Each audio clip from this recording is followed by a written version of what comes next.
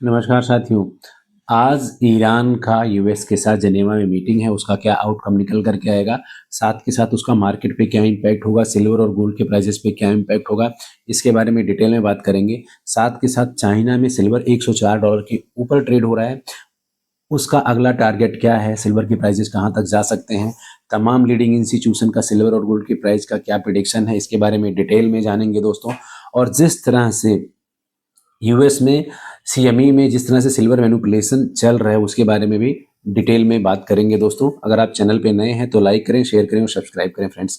सबसे पहले बात करते हैं यूएस और ईरान के बीच में। यूएस और ईरान के बीच में अगर कोई एग्रीमेंट आज हो पाता है तो उसको देखना होगा उसका मार्केट पे क्या इम्पैक्ट पड़ेगा। लेकिन सबसे इंटरेस्टिंग ये है कि यूएस कह रहा है कि ईरान अपने न्यूक्लियर प्रोग्राम को बंद कर दे और जो बड़ी रेंज की मिसाइल्स हैं वो भी यूएस के कंट्रोल में हो, जो कि ईरान कभी भी इस चीज़ को मंजूर नहीं करेगा, क्योंकि ईरान बैकएंड में यूरेनियम प्योरीफायर कर रहा है और उनका न्यूक्लियर प्रोग्राम बहुत सालों से चल रहा है, तो उसको कंटिन्यू करना चाहेगा। इसलिए ये मीटिंग का देखना दिलचस्प होगा, जहां ट्रंप ने पहले ही कह दिया है अगर मीटिंग कहीं फ्रूटफुल नहीं हुआ तो ईरान पे अटैक होगा, और ईरान को उन्होंने चारों तरफ से घेर रखा है। तो आज का ये बहुत बड़ा इवेंट है जो मार्केट पे, सिल्वर पे, गोल्ड पे, सभी पर इसका ज़बरदस्त इम्पैक्ट देखने को मिलेगा। पॉजिटिव साइड भी हो सकता है और नेगेटिव साइड हो सकता है, डिपेंड करता है कि वहाँ पे एग्रीमेंट होता है या नहीं होता है दोस्तों। अब बात करते हैं चाइना की।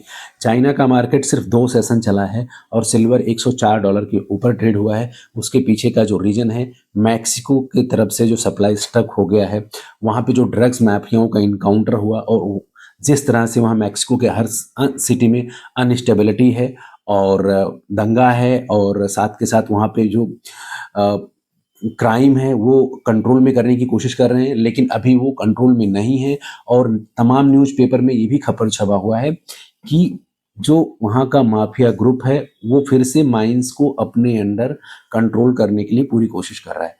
तो अगर वहाँ पे माफियाओं ने फिर से सिल्वर माइंस पे कब्जा कर लिया तो सप्लाई वहाँ से बाधित हो सकती है, जिससे प्राइसेस और भी ज़्यादा बढ़ सकते हैं।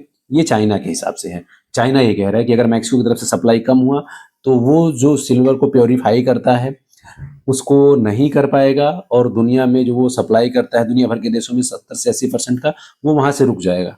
तो चाइना में जो $104 सिल्वर चल रहा है वो 120 और $121 तक जा सकता है दोस्तों। तो ये बहुत ही इम्पैक्ट पड़ेगा पूरे दुनिया भर में, जिस तरह से सिल्वर का डिमांड है, और सप्लाई अगर शॉर्टेज हुआ या रुक गया तो प्राइजेज वहाँ से एस्केलेट हो सकते हैं। अब बात करते हैं, कल रात को दोस्तों सिल्वर $91 को टच किया था। उसके बाद में सीएमई में जो यूएस का स्टॉक एक्सचेंज है वहाँ पे टेक्निकल गिल्च दिखाया गया और फिर सिल्वर को वहाँ लगभग 3 से $3.5 ड्रॉप कर दिया गया, यानी कि 88 अचानक से आ गया। ये सेम उसी तरह का सिचुएशन है जिस तरह से पिछले महीने जब 29 जनवरी को सिल्वर पीक पर था, उस टाइम पे भी सीएमई में टेक्निकल गिल्च आया था और सिल्वर वहाँ से धड़ाम हो गया था दोस्तों।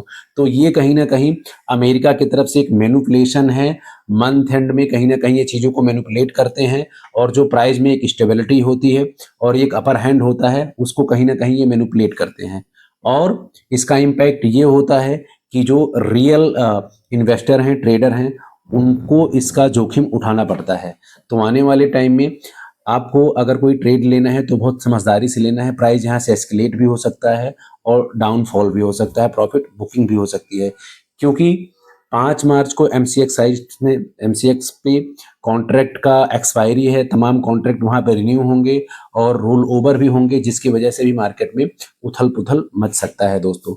तो ये वीक बहुत ही इंपॉर्टेंट होने वाला है, चाहे यूएस ईरान के बीच का एग्रीमेंट हो आपका, या फिर मैक्सिको का क्राइसिस हो, साथ साथ चाइना में हायर साइड डिमांड है और सप्लाई बहुत ही शॉर्ट है, जिसकी वजह से प्राइसेज वहाँ पे एस्केलेट हो रहे हैं, और जो 5 मार्च को एक्सपायरी आ रहा है। इन सभी चीज़ों को देखते हुए आपको यहाँ पे बहुत संभल कर चलने की ज़रूरत है। अभी जो करंटली सिल्वर ट्रेड हो रहा है वो $89 के ऊपर हो रहा है, लगभग $90 के आसपास दोस्तों। तो अगर एक $93 का एक जो रेसिस्टेंस है, अगर सिल्वर उसको ब्रेक करता है तो फिर $100 तक जा सकता है। और इसको अगर आईएनआर में बात करें तो अभी अगर 2,70,000 के आसपास सिल्वर ट्रेड हो रहा है तो वो 3 लाख या 3 लाख को भी क्रॉस कर सकता है जब $100 क्रॉस करेगा तो। और बात करें गोल्ड की तो गोल्ड लगभग 2200 के आसपास घूम रहा है, कहीं 2200 के आसपास उसमें स्टेबिलिटी दिखाई दे रही है। अगर वो 5160 का उसका जो सपोर्ट लेवल है उसको अगर वो ब्रेक करता है तो फिर और नीचे आ जाएगा। लेकिन अगर इसी तरह से उसमें स्टेबिलिटी दिखी, मोमेंटम दिखा और ईरान और यूएस में एग्रीमेंट नहीं हुआ तो गोल्ड की प्राइजेज एस्केलेट हो सकते हैं, क्योंकि जो दुनिया भर के लीडिंग इंस्टीट्यूशन है, चाहे मोतीलाल ओसवाल के बारे में मैंने कल बात करी थी, हायर साइड प्रेडिक्शन है, फिर आपका चाहे बैंक ऑफ अमेरिका हो, सिटी ग्रुप हो या फिर जेपी मॉर्गन हो, इन सभी ने प्राइस प्रेडिक्शन 6000 से ऊपर का किया है। तो ऑन एन एवरेज गोल्ड जो है 6000 का टारगेट है 2026 का। तो गोल्ड ओवरऑल स्ट्रांग है, बुलिश है, सेंट्रल बैंक की बाइंग जबरदस्त है। तो गोल्ड में कहीं ना कहीं सेफ हैंड है, गोल्ड में आप कॉन्टिन्यूस सिप के जरिए इन्वेस्टमेंट कर सकते हैं। लेकिन सिल्वर में अभी बहुत ज़्यादा वॉलेटाइल रहने का उम्मीद है, मार्केट यहाँ से नीचे भी जा सकता है और अगर $93 ब्रेक करता है तो फिर $100 भी क्रॉस कर सकता है। और जिस तरह से चाइना में ट्रेंड बना हुआ है पॉजिटिव का, तो आने वाले टाइम में आपको रन देखने को मिल सकता है दोस्तों। साथ के साथ अब बात करते हैं मार्केट की। मार्केट में जिस तरह से यूएस में वहाँ चाहे वो डाउ जोन्स हो या फिर आपका नेस्डैक हो, सब में अच्छी खासी रिकवरी देखने को मिल रही है।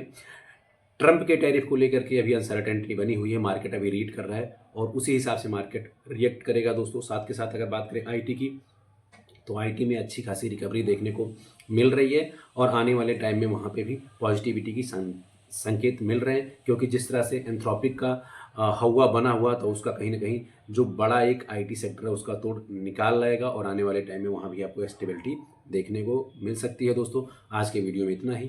Thank you.